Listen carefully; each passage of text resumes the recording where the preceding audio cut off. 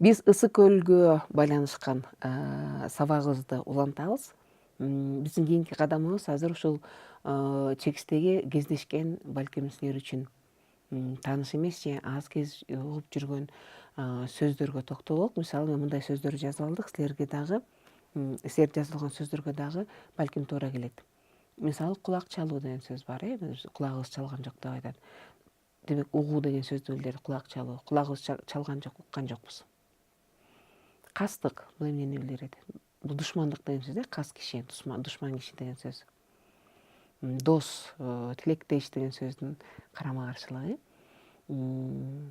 Экинчи чала деген сөз бар. Бул аягына чейин эмес деген, аягына чейин жасалбаган дегенди билдирет. Мисалы текстте эмне деп айтылат? Ошол башталган иш баягы канал ысык көлдөн балыкчыдан чүйдү көздөй казыла баштаган канал чала бүткөн боюнча калыптыр деп айтылат да. Демек аягына чейин казылган эмес ал. Дагы биз чаланы көп айтабыз. Мисалы алма чала бышыптыр. Демек чийик экен, аягына чейин быша эле экен. Мен сөзүңдү чала угуп калдым, чала түшүнүп калдым дейт.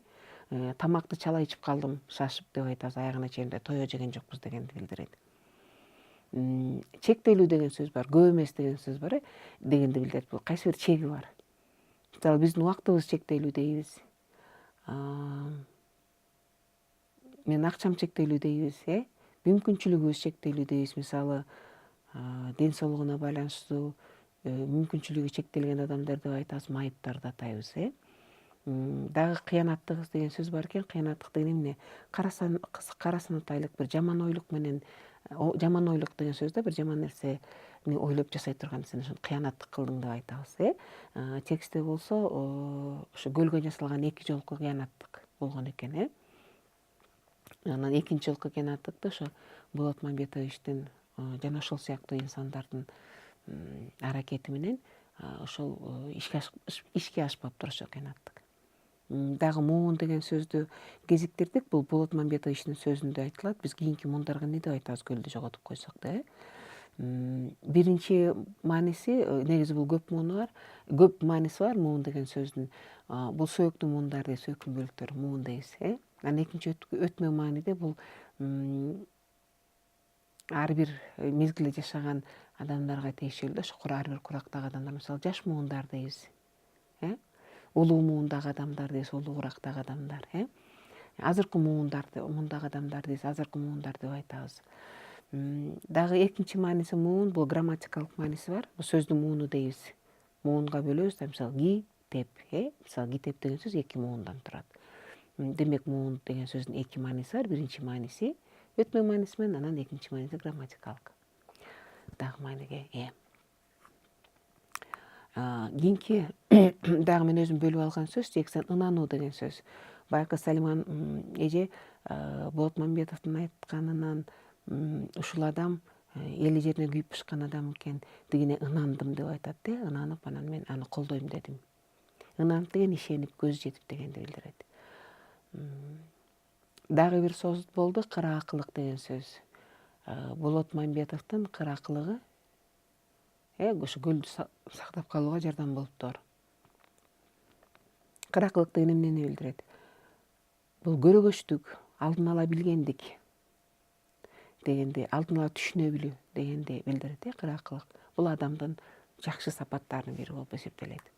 Өксүтүү мисалы, же өксүп калдым, өксүтүп койду деп айтабыз. Айтты го текстте, биз ысык элибиздин бактысына жаралган көлдүн суусун өксүтүп койсок. Бул кем кылып койсок, аз кылып койсок, же бир башка контекстте жеткирбей койсок деп айтат. Мисалы мен жумушум жок, акчадан өксүп калдым деп айтабыз. Же болбосо бала ата энеси жок калып, эненин мээримине өксүп калды деп айтабыз. Кем болуп калды, жетпей калды, жетиштүү болбой калды дегенди билдирет. Кайдыгер деген эмне? Мисалы текстте айтат, эгерде Болот Мамбетов эмес башка бир кайдыгер адам болгондо, мүмкүн көлдү жоготуп коймокпузбу, ким билет деп айтабыз. Айтылган текстте кайдыгерден көңүл кош деген сөз бар. Баары бир болгон адам кайдыгер деп айтабыз, мага баары бир дегенде ошону кайдыгер дейт. Кийинки туруктуу сөз айкашы кол жууп калуу, кол жууп коюу деп айтат. тексттин аягында келтирилет. Мисалы ошол эле эгер Болот Мамбетов эмес башка кайдыгер адам болгондо балким кереметтүү ысык көлдөн кол жууп калмакпыз деп айтат. Башкача айтканда кол жууп калуу бул деген жоготуп коюу дегенди билдирет, жоготуп алуу дегенди билдирет. Бир жолу жоготуу да, кол жууп калуу, таптакыр жоготуп салуу дегенди билдирет. Ошондой эле кара ниет деген сөз жолугат экен. Ошол кездеги айрым кара ниет адамдардын жаса кара ниет ушундай бир ойлор ишке ашпаптыр. Ошон үчүн Мамбетовго рахмат деген маалымат бар текстте. Кара ниет деген эмнени билдирет? Бул жаман ой. Бир кастык менен жасаган нерсе. Мунун карама каршы маанидеги туруктуу сөзү ак ниет деп айтабыз. Тилеги жакшы, чын жүрөгүнөн кылган, чынчыл деген ак ниет. Ал эми кара ниет бул анын карама каршылыгы. Демек ысык көлдү агызып таштоого жасаган аракет ошол жөнүндө ой биринчиден баягы тайкы ой болгон, терең ойлонулган эмес, кийинкини ойлонулбаган мындай аракет болчу. Экинчиден бул көлгө кара ниеттик кылган десе да болот. Жаман ой менен жасалган. Дагы көрөгөчтүк деген сөз бар. Бул башында айткан кыраакылык деген сөздүн маанилеши болуп эсептелет. Дагы эрк деген сөз бар. Бул эмне үчүн айтат? Болот Мамбетовдун кыраакылыгы, көрөгөчтүгү жана эрки, билими ошо көлдү сактап калганга жардам берген экен деп айтылган. Эрк дегенден бул адамдын ички күчү. Бир нерсени жасайын дегенде, бир нерсеге жетишейин дегендеги же бир өзүнүн оюн коргоодогу кандайдыр бир өзүнүн ички күчү, ошого мүмкүндүк берген, ошо ишин аягына чыгарганга жардам берген ички күчтү биз эрк деп айтабыз. Бул ушул ысык көлдүн тарыхына байланышкан менин көз карашымча маанилүү окуя жөнүндө текст болду. Бул жерде биз тарыхый инсан Болот Мамбетовдун бир эмгеги жөнүндө тааныштык. Мен башында айтып кеткен, ошо мен ушул текстти окутуп эсиме келген нерсе ушу ысык көлдөгү Тоң районундагы жолдо бараткандагы чоң мамы Мамбетов атындагы айыл өкмөтү деген жазуу ушул инсандын наамына коюлган болуш керек. Ошондой эле Арал көлүнүн тагдыры ысык көлдүн башына келбегени дагы менин оюмча жакшы болчу, силерде макул болот болушуңар керек. Жана адамдын колу менен кургатылган, атайылап жок кылынган тарыхта, адамдардын тарыхында, дүйнөлүк тарыхта бир мисал бар. Куру дегенде мен билгенден Фуцина көлү бул. Байыркы Римдеги, балким силер билген дагы башка мисалдар бардыр. Эми азыр болсо тексттин мазмунуна байланышкан чакан тест аткарып көрөлүк. Ооз 2 болот. Угуп отуруңуздар. Мен суроо берем. Суроого 3 жооптун варианты бар. Ошол вариант тексттин мазмунуна таянганда кайсы вариантı туура келет? Өзүңүз ойлонуп көрүңүз. Анан акырында ой жүгүртүүгө, анан жыйынтыктоого багытталган ушул сабагыбызга байланыштуу мен дагы бир суроону берем. Биринчи суроо. Ысык көлдүн суусун эмнеге жумшоону көздөшкөн экен? Айтпады, саясий бюродо маселе коюлду. Эмне максат менен ысык көлдүн суусун пайдаланалы деп дешиптир. Жооптун биринчи варианты А. Көл аймагынын жерин кеңейтүү үчүн. Ысык көл областын башкача айтканда. Б. Чүй суусуна кошуу үчүн. Балким текстте сөз болгондур. Чүй каналын көздөй, чүйдү көздөй канал казыла баштаптыр. Балким чүйдүн суусу аз болуп аткандыр, билбейбиз да. Чүй суусуна кошуу үчүнбү? Анан үчүнчү вариант чарба иштерине пайдалануу үчүн. Ысык көлдүн суусун эмнеге жумшоону көздөшкөн? Эмне максат менен пайдаланалы дешкен? Кайсыл вариант туура? Көл аймагын кеңейтүү, чүй суусуна кошуу, чарба иштерине пайдалануу. Кайсы жоопту туура деп белгиледиңиз? Албетте, үчүнчү вариант чарба иштерине пайдалануу үчүн. Себеби текстте бар болчу, билесиздер, ал суун деген Казакстандын адистери, саясатчылары Казакстан менен Кыргызстандын ортосундагы айдоо аянттарды сугарып, анан дагы электр тармагы үчүн пайдаланалы деп жатышат деген. Демек бул чарба иштерине пайдалануу үчүн дегенди билдирет. Сиздин жообуңуз туура болду болуш керек. Экинчи суроо. Ысык көлдү биринчи жолу агызууга көрүлгөн чаралар эмне үчүн аягына чыкпай калган экен? Эсиңиздеби, текстте айтат, алгачкы ысык көлдү суусун пайдалануу аракети өткөн кылымдын 20-кылымдын 30-жылдарында болгон экен биринчи аракет. Анан ал ишке ашкан эмес экен. Аны жасашпаптыр. Анан экинчи жолу дагы бир 30 чакчы жылдан кийин 60-жылдары дагы кайра ошондой чара көрүлгөн экен. Менин суроом, ысык көлдү биринчи жолу агызууга жасаган аракет эмне үчүн аягына чыккан эмес? Биринчи жооп, вариант. Белгисиз себептер менен. Экинчи вариант. Болот Мамбетов уруксат берген эмес. Үчүнчү вариант. Канал каза албай коюшкан. Кыйын болгон, казышкан эмес. Колдорунан келбей койгон, кыйналышкан балким, Демек, менин суроом, ысык көлдү агызууга, суусун пайдаланууга жасаган биринчи аракет эмне үчүн аягына чыккан эмес? Себеби белгисиз. Мамбетов уруксат кылган эмес, канал каза албай коюшкан. Кайсы жоопту туура дедиңиз?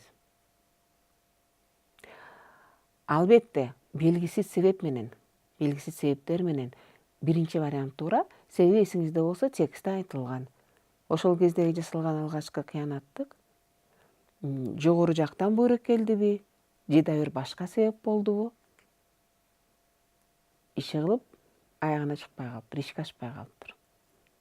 Себеби так белгисиз. Бул тарыхта калган эмес окшойт. Үчүнчү суроо. Мамбетов Салиман Орузбаевнага эмне максат менен келген? Эсиңиздеби, Салиман Орузбаев айтат, кайсы бир жылдары, 32-жылы же кайсы бир жылы жаз күндөрү Мамбетов мага келиптир деп айтат. Эмне максат менен келген? Биринчи вариант. Ысык көл жөнүндө жаңылыктарды айтып берейин деп. Жөн кобурашып сүйлөшүп кетейин, жаңылык менен бөлүшөйүн деп. Экинчи вариант. Ысык көлдүн суусун сактап калуу үчүн колдоо издеп. Үчүнчү вариант. Ысык көлдүн суусу талааларды суарганга керек экендигин айтыш үчүн.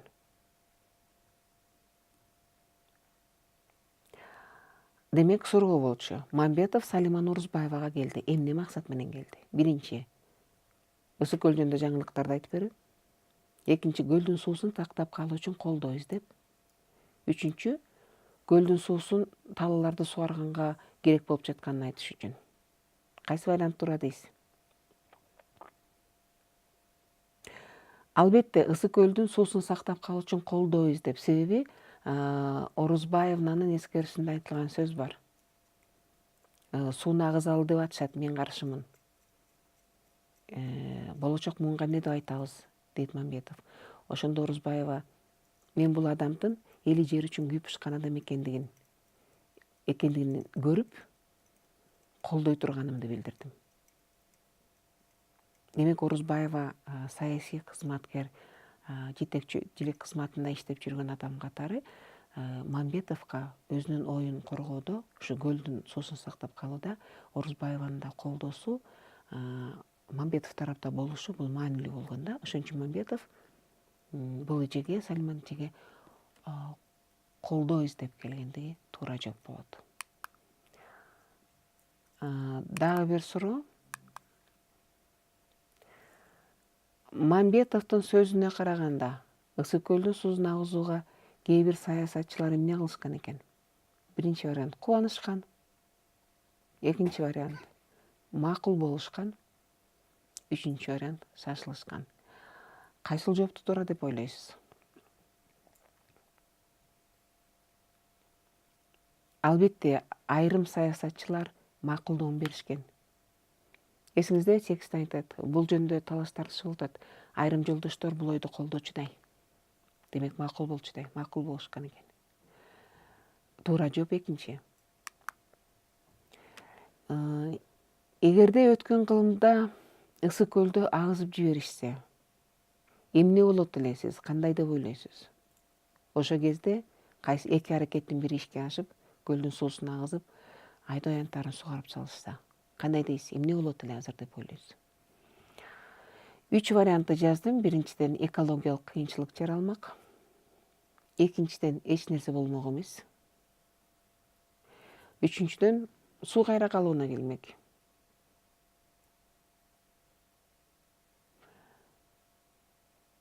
Же балким сиздин оюңузча белгисиздер, эч ким билбейт.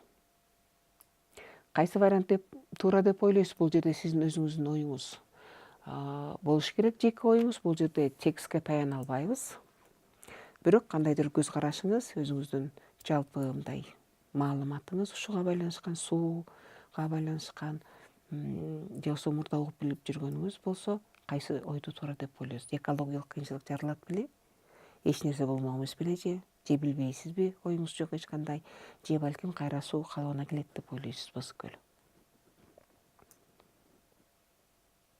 Мисалы менин жеке оюм, экологиялык кыйынчылык жаралышы толук мүмкүн болчу. Себеби деген тарыхта мисал бар да, мисалы Арал суусу